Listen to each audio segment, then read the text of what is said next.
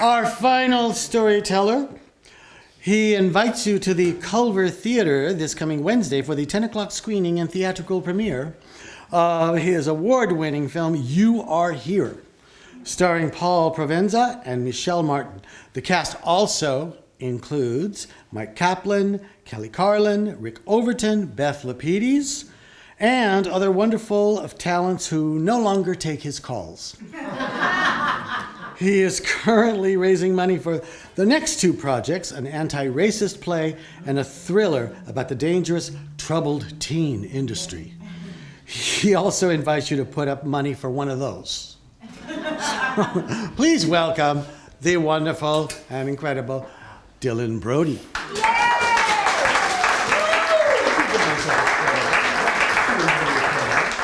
Thank you, sir.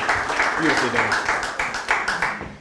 Copies of my book available in the lobby, $15 or any other amount you wish to spend. I was unable to shoehorn this joke into this piece, so I'm just going to say it as a standalone. I had a second cousin twice removed. He kept coming back.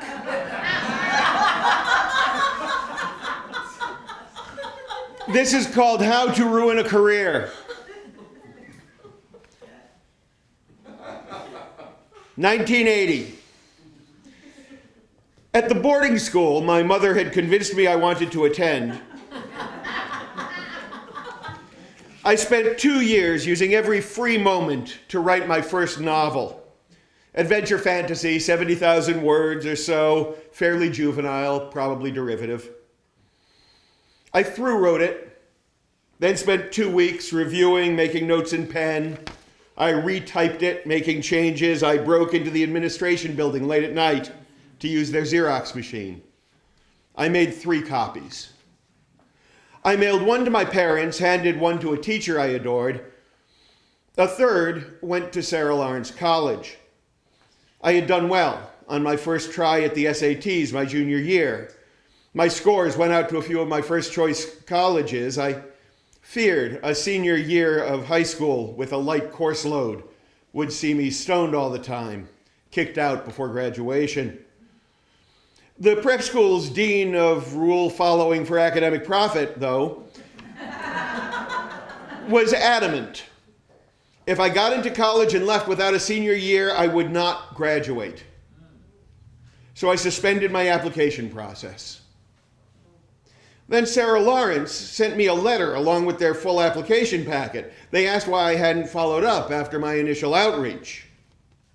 I completed the application, included a note that if accepted, I would be coming in without a high school diploma, and enclosed an untitled adventure fantasy novel in place of one of the requested essays.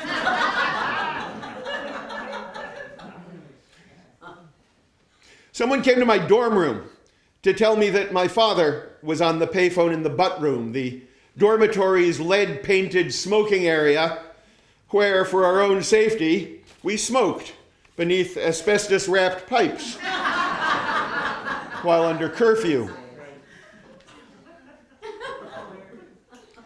I like it when I find out the ages of the audience based on how they respond to different things. I found the receiver hanging from its chrome cord in the chilly room under the dormitory. Dad asked how I was, asked a question about an upcoming long weekend, the reason for his call. When I could stand it no longer, I asked if he had read the book. After a long pause, he said, "Yeah, Dill, we both read it. I don't know what to say. I guess there's some interesting work there. I wouldn't show it to anyone. It's the kind of thing that can ruin a career."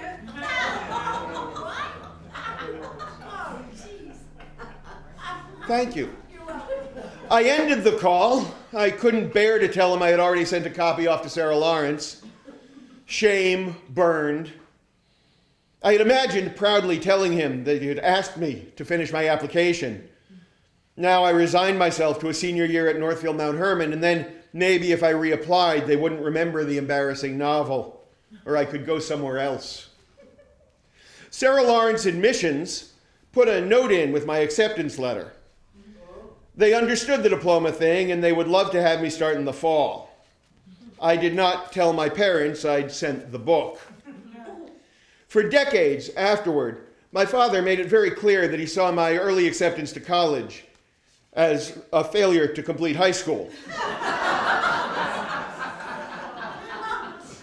Proof of a pattern of failure to complete things. I never showed the manuscript to anyone, not my friends, not my teachers, not Grace Paley, teacher and mentor, the woman who most encouraged me in my work, who might have advised me on how to better the piece, to prepare it for presentation. I never found out what New York agents and editors would say to a 16-year-old novelist with a small fantasy novel about a couple of brothers trying to survive a quest to steal a magical gem from a hostile dragon. I wholly received this half lesson. My writing was flawed so terribly that to show it to anyone would ruin my career. I just hadn't been told what was wrong with it.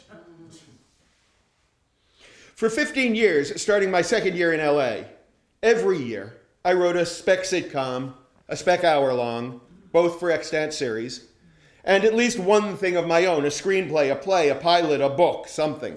Each went to someone in the industry who I believed might dig it. If it was rejected, I never showed it again, because it was rejectable and might ruin my career. I have a Dear John, a Newhart, a Star Trek The Next Generation, a Friends, a Seinfeld that Larry David liked and left me a lovely message about before not hiring me, a Northern Exposure, all scripts that one person saw. My Larry Sanders got me a meeting with Fred Barron, the executive producer of that show, a meeting in which he told me all the reasons he was getting out of the business.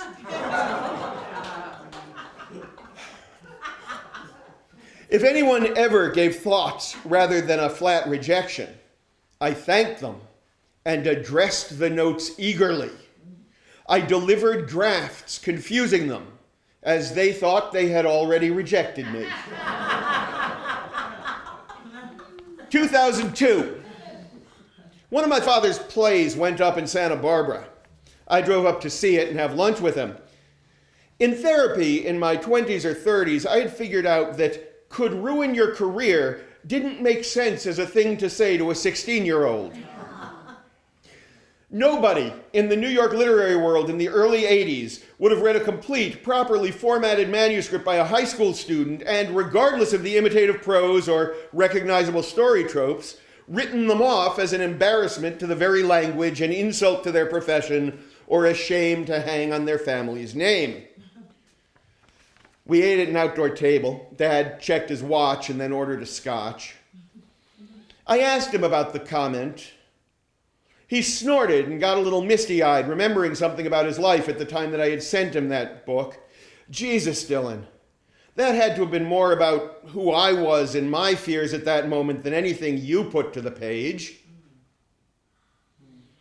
I thought about how often I had offhandedly said hurtful, harmful things to people because they touched nerves about my own creative misgivings. I remembered exploding at a talented friend because working on a solo show based on a Bashevis Singer story to which she had not obtained the rights seemed so self-sabotaging that my concern sounded angry, and then insulting, demeaning, discouraging. I did my best to let it go, to forgive myself, to forgive my father. I vowed to retain confidence even after people said, nobody's ever gonna make this. Parenthetically, nobody's ever going to make this, it's too expensive, can come in the same meeting as nobody's even going to look at anything under $6 million right now. It's not meant to make writers' efforts seem futile, but to make the rejection unassailable, not a subjective decision. Still, to the writer, it comes as a body blow every time. Studio readers, producers, agents, managers habitually inoculate against a continued pitch from an impassioned writer by making the script seem so flawed as to cut off further discussion. I used to believe them. My parents had trained me to universalize. I didn't just drop a glass, I ruined the whole party. I didn't just leave high school without a diploma. I never finished anything. Coming from agents or producers, such statements of the implausibility of my work felt like truth in their familiarity, in their familiality. 2021. A troubling visit to my parents in Boston led to 9 or 12 moments that will eventually go into separate stories and a play.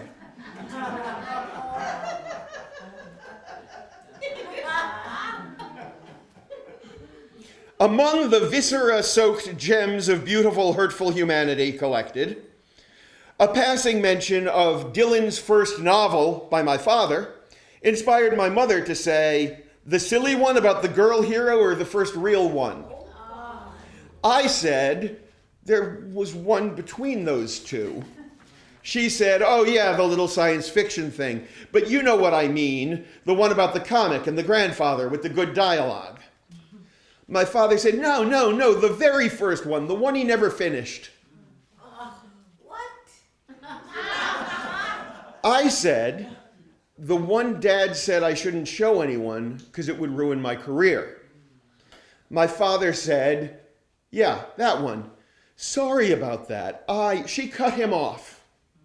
"Don't you dare apologize for that, Alan. We were right. That manuscript was rife with typos." Typos. In my late 50s, I looked back at a barren timescape of abandoned scripts, of self-doubt, of self-sabotage. Had they only told me that what I needed was an editor, a typist, maybe just a more careful pass to make it submission ready, a lifetime might have been different. Had my mother not been so narcissistic as to feel shame at the thought of an imperfect document going out from her son, had my father been just a little more generous, not even with praise, but with his words, information, the reason behind his declaration, had they not both habitually made universal proclamations, had I not been autistically wired to absorb information in its most literal form, I might have better pursued the career I longed for in my youth, far better positioned myself to indulge the career I pursue now. Now, though, typos panic me. Pages 3, 5, and 872 contain small changes. I apologize for the resubmission.